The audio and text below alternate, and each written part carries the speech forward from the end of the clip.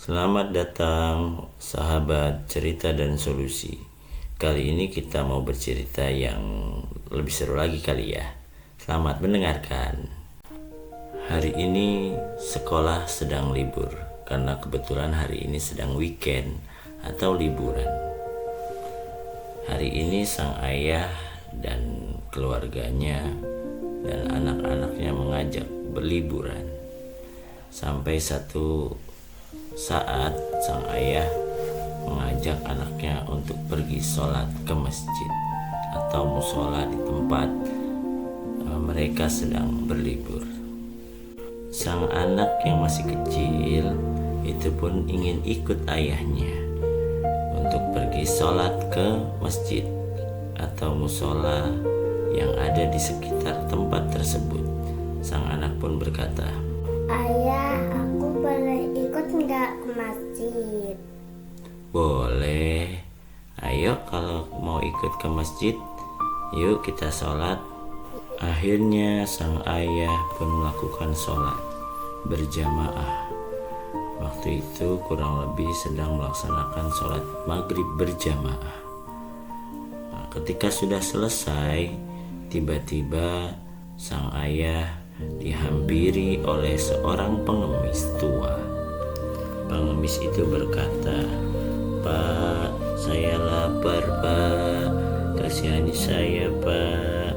Berikan saya sedekah, Pak." Akhirnya sang ayah memberikan uang pecahan 20.000 rupiah. Sang anak pun melihat sang ayahnya memberikan uang 20.000 rupiah kepada pengemis tersebut. Wajah pengemis tersebut berbinar. Ia mencium uang itu dengan perasaan sangat bahagia sembari mengucapkan terima kasih.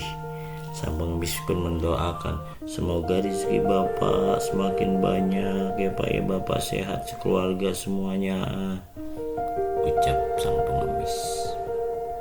Sang ayah pun segera mengajak sang anak untuk kembali ke tempat penginapan setelah melaksanakan sholat. Namun sebelum sampai ke tempat penginapan, sang anak bertanya kepada ayahnya, "Ayah, kenapa ayah memberikan uang kepada orang itu?" "Orang itu butuh bantuan, nak. Maka kita ketika memiliki kelebihan harta atau apapun yang bisa kita berikan, kita bantu, nak. Karena sudah seyogianya atau seharusnya seorang muslim itu membantu muslim yang lain." Tak lama akhirnya sang ayah dan anak sampai ke penginapan.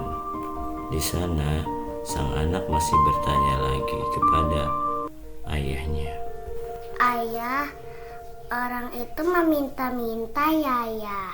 "Iya, "Kenapa orang itu meminta-minta?" karena mungkin tidak punya uang." "Berarti orang itu miskin ya, Ayah? Kenapa orang kaya semakin kaya, lalu orang miskin semakin miskin?" "Baik, nak, ayah akan coba jelaskan. Dengarkan baik-baik ya, nak. Pertama, misteri tentang rizki. Seperti ini misalnya. Ada sebagian orang yang mencari rizki dengan bekerja keras siang dan malam sampai lupa waktu. Tenaganya habis terkuras, umurnya terbuang sia-sia. Tapi sayangnya hal itu tidak menjadikan dia kaya dan berkecukupan. Sebaliknya, ada orang yang begitu mudah mendapatkan rizki tanpa harus bekerja keras. Rizkinya mengalir deras, bahkan melebihi dari kebutuhannya. Jadi, kaya dan miskin itu adalah sebuah ujian buat kita. Kalau kita diberikan kekayaan, seharusnya kita banyak bersyukur. Kalau kita diberikan kemiskinan, kita harus bersabar terhadap kemiskinan yang dialami. Yang kedua, yang disebut orang kaya dan miskin sebenarnya urusannya bukan hanya harta, nak. Dalam agama kita yang disebut kaya adalah orang yang kaya hati.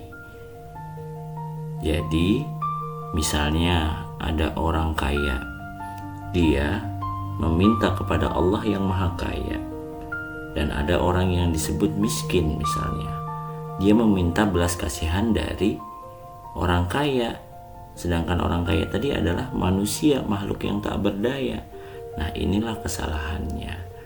Jadi apabila ada manusia yang meminta atau berharap pada manusia lain dan dia enggan bekerja, hanya mengharapkan pemberian dari orang lain, nah ini yang dikatakan miskin.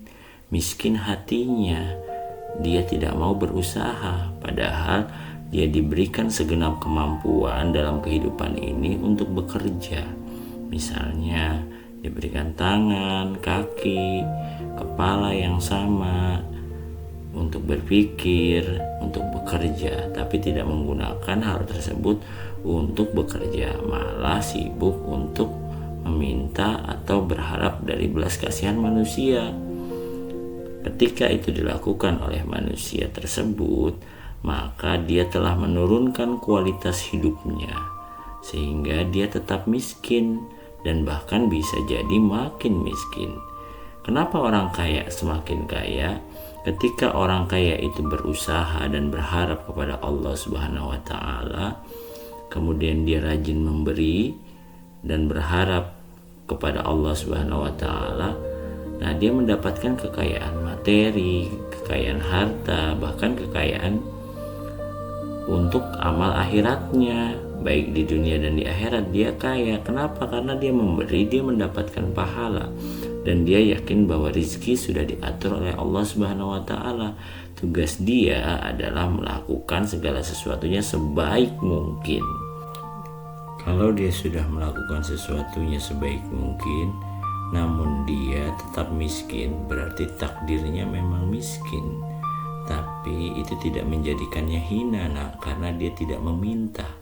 Yang membuat kita hina adalah karena kita meminta kepada manusia, sehingga kita dianggap hina.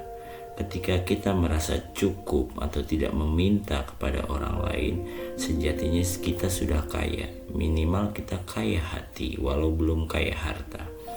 Harta itu adalah titipan dari Allah Subhanahu wa taala, yang kelak akan Allah tanya tentang harta kita. Dari mana kita dapatkan dan untuk apa harta itu digunakan? Pertanyaan itu harus kita jawab nanti di akhirat. Maka ketika kita diberikan kekayaan, bersyukur. Ketika kita diberikan kemiskinan, kita bersabar. Karena dua-duanya bisa masuk surga. Artinya si kaya dengan syukurnya, si miskin dengan sabarnya.